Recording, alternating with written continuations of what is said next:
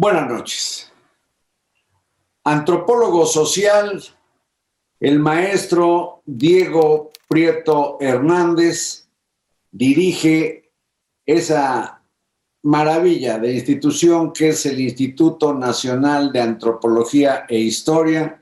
Y maestro, buenas noches. Buenas noches. Muy buenas noches, don Carlos. Me da muchísimo gusto estar con usted y poder platicar, conversar con su amplio público televidente de los temas que interesan a usted y al público.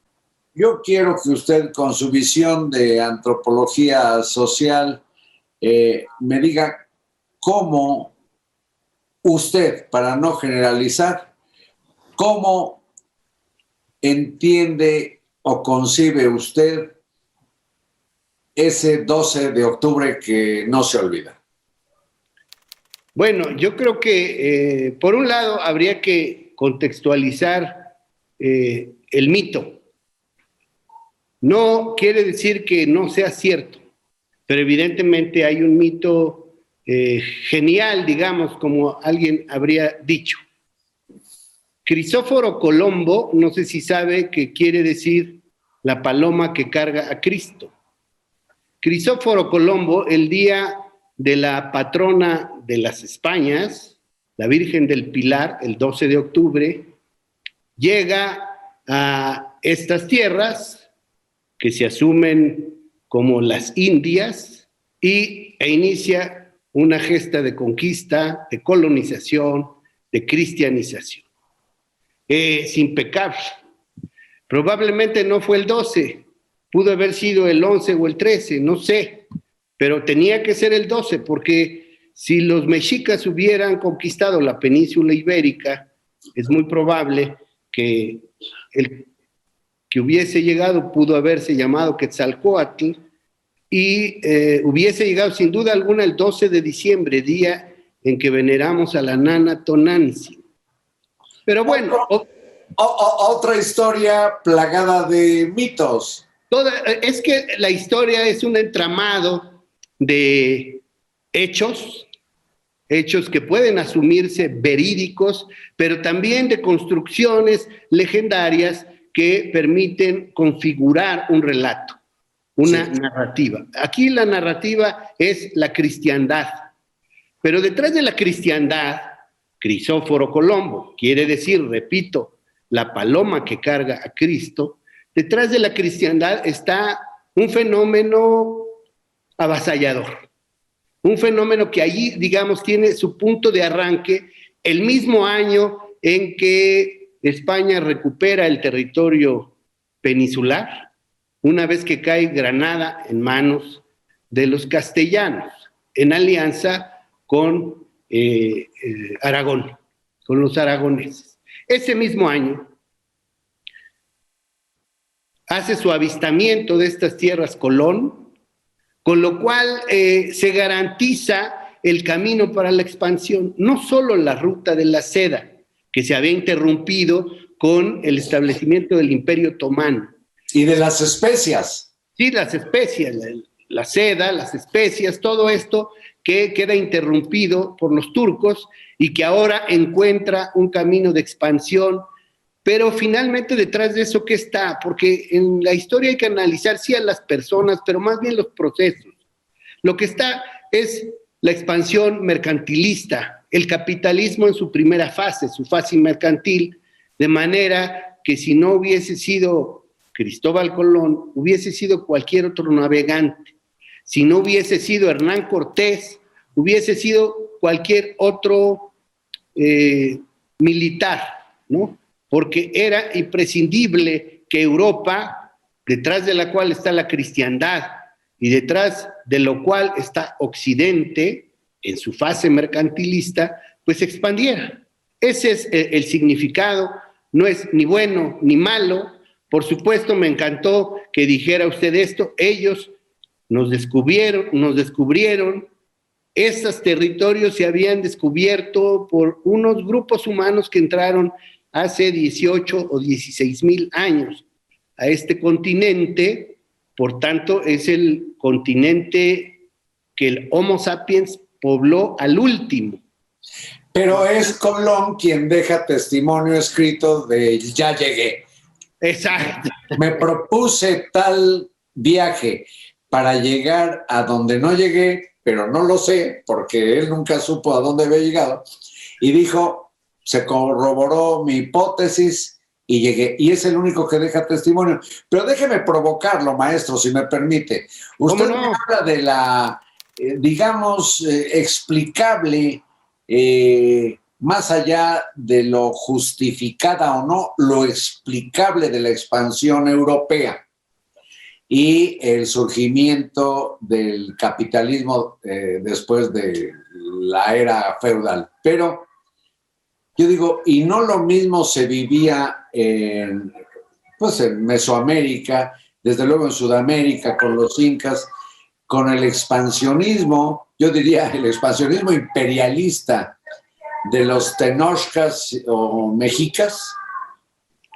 Bueno, no es lo mismo porque no era un sistema ni mercantilista, ni mucho menos capitalista. Era un sistema... pero sí era de sometimiento, sí, de vasallaje, claro, de dominio y de crueldad. Por eso, evidentemente que había un sistema tributario que para muchos pueblos y comunidades era inadmisible. Por eso había resistencia desde antes.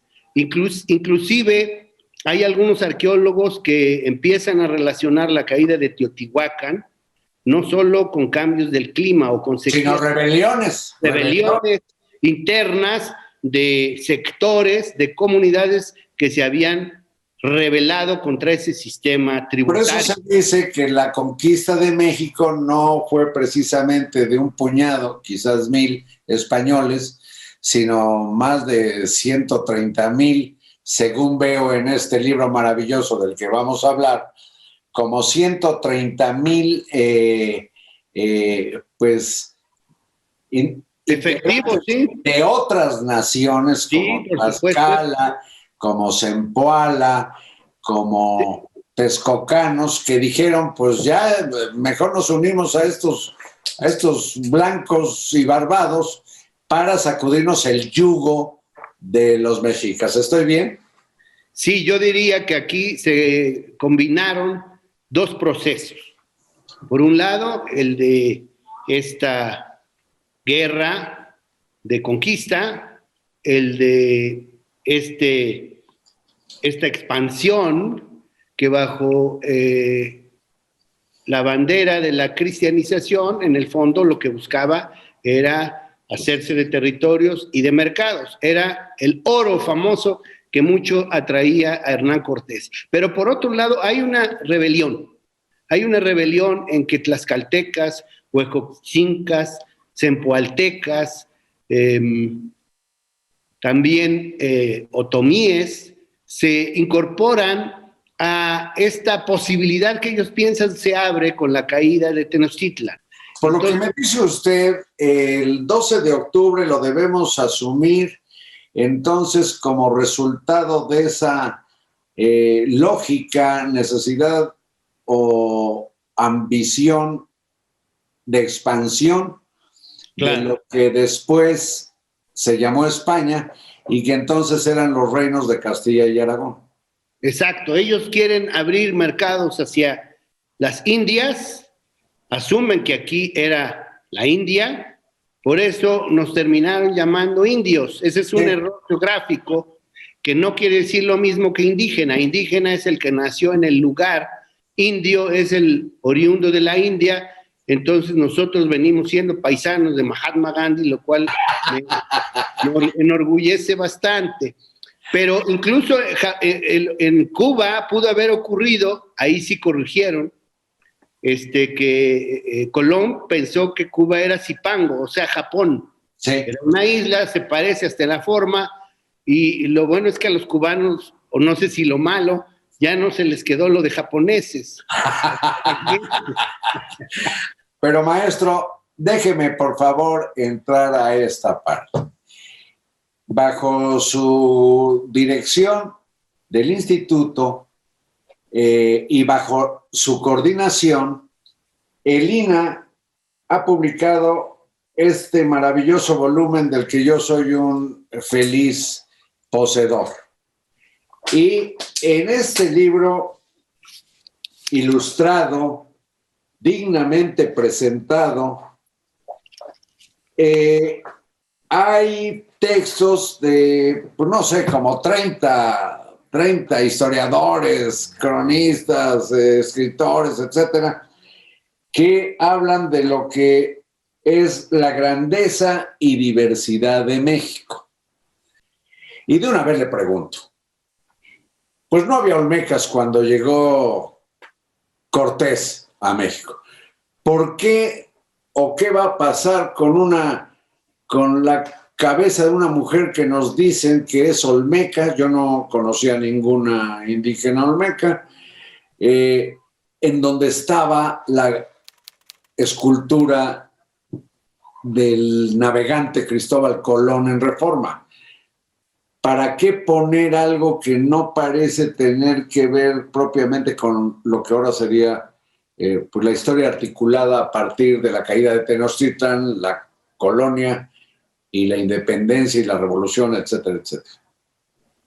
Muy bien. Efectivamente, en el caso del INAH, hemos tomado nota de la importancia de proteger el conjunto escultórico, que es un monumento histórico, el de Cristóbal Colón, y se nos ha planteado, ya el Consejo de Monumentos Históricos ha aceptado que se va a reubicar.